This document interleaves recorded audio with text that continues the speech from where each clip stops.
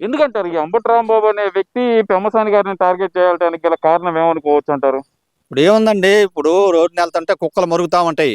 అలాంటి మరిగే వాటిలో మన అంబటి ఒక కుక్క పెమ్మసాని గారిని విమర్శించే దాంట్లో.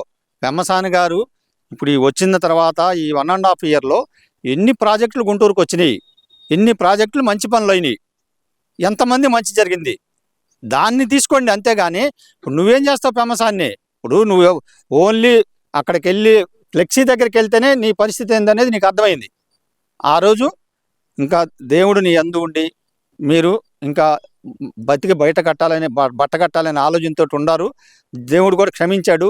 ఇక్కడి నుంచి అయినా సరే బుద్ధి మార్చుకొని ఎవరిని పడితే వాళ్ళని ఏది పడితే అది అంటమో ఏది పడితే అది మాట్లాడటం అనేది తీసేసుకొని మనుషుల్లాగా ప్రవర్తించి కావాల్సిన మంచి పనులు జనానికి ఏం కావాలి, పబ్లిక్ ఎట్లా ఉండారు, మంచినీళ్ళు కావాలా లేదంటే రోడ్లు కావాలా, అలాంటివన్నీ జనంలోకి వచ్చి మాట్లాడి జనానికి కావాల్సినవి చేస్తే మిమ్మల్ని యాక్సెప్ట్ చేస్తారు. పెమ్మసాని గారిని తిడితేనో ఇంకొకరిని తిడితేనో జనం పైకెత్తారు అనేది మీ పిచ్చి కళ. మీ జగన్మోహన్ రెడ్డి ఏం చేస్తున్నాడో నువ్వు కూడా అదే చేస్తూ ఉండవు. ఇప్పుడు గుంటూరులో ఇంతమంది నాయకులు ఉన్నారు, ఎవరు మాట్లాడకుండా నువ్వు ఒక్కడే ఎందుకు మాట్లాడుతున్నావు?